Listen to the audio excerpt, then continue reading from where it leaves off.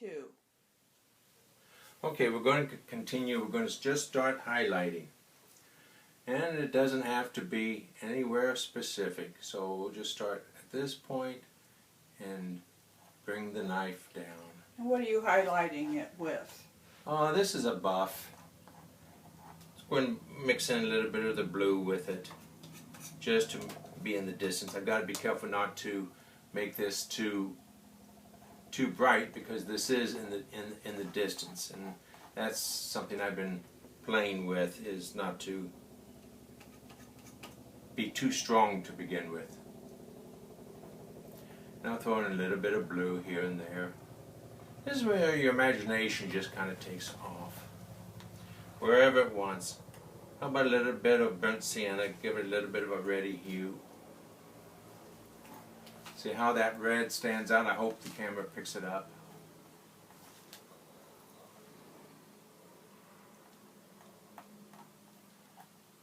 And then if you want cliffs, you just go to the side and highlight it. Now, a cliff edge is always going to have a light edge on it.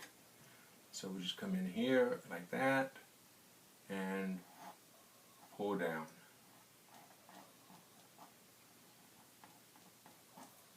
So that's, and from a farther distance, that will show up. I mean, you can put even oranges. Now let's see what orange will look like. Because remember, in Yosemite, the rocks are very colorful. We've got an orangey sky, so we can play with anything that we want. And this can get a little bit time consuming. So we'll probably only get this side done today. How about a little bit of yellow? What is that going to look like? I mean, you can get abstract with this, but I'm going to need to use more paint. I need to follow my own instructions. Mix up a little bit of. This is where it takes a little bit of a soft hand.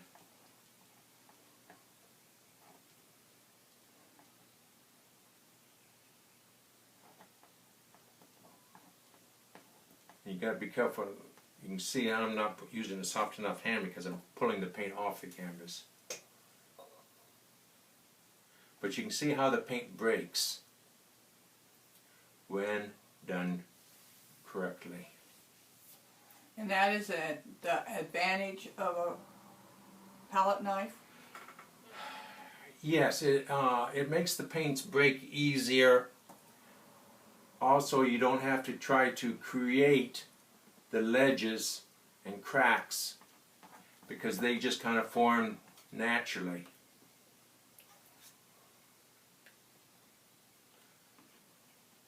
See how it breaks, and when you're in the distance. You also, again, you can see here a little bit of an angle. So wherever you want to have the angle, now see here can be a little bit of a ridge. So we'll come in here a little bit with a little bit of a dark and darken up this one side.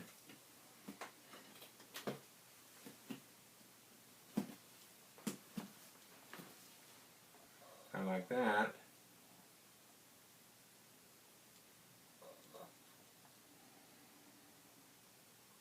Now see, I'm making a little bit of a mud pie here, but that's okay for right now. So we'll come in here and highlight this side of the rock.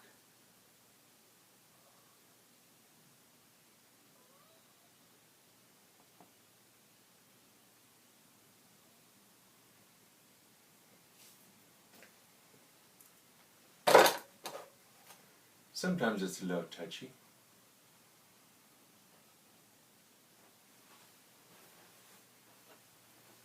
I'm still learning this technique. Yeah. So now you can see that there is a ridge here. Now I'm going to be doing the same thing over here. So there's a ridge right here.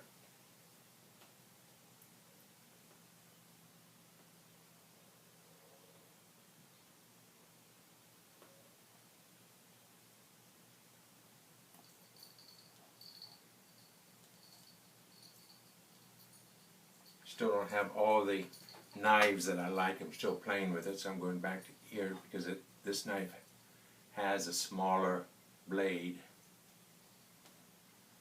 I'm going to blend that up a little bit.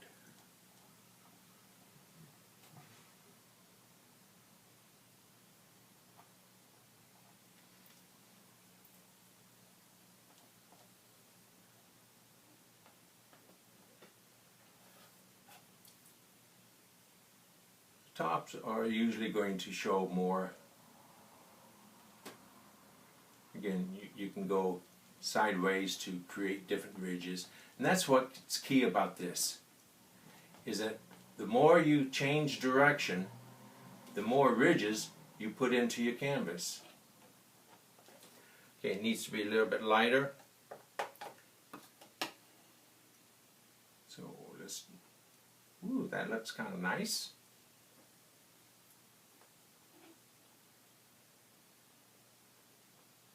What you're doing is just skimming over the top. I'm just barely skimming it. Let's put a little bit more red into it. I like that burnt sienna. It's a nice rocky tone.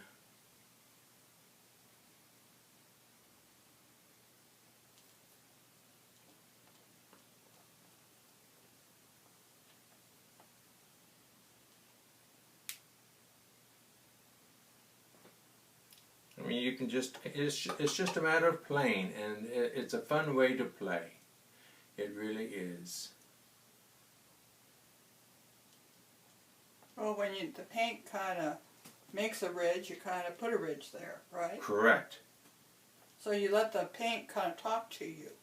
Well, as my students already know, I tell them let the brush do the work, let the brush do the painting. And this is absolutely no different. It's actually even more a necessity. Let the knife do the patterns. And you just vary color, because rocks in the distance will always have it. A lot of different colors. Bring that on down so it'll be covered up by the trees. See, now here's a nice little ridge right here. Made it a little bit too smooth. So come back and there it is. See, it follows down here. Breaks up the patterns of the rocks. Oops, gotta get that edge.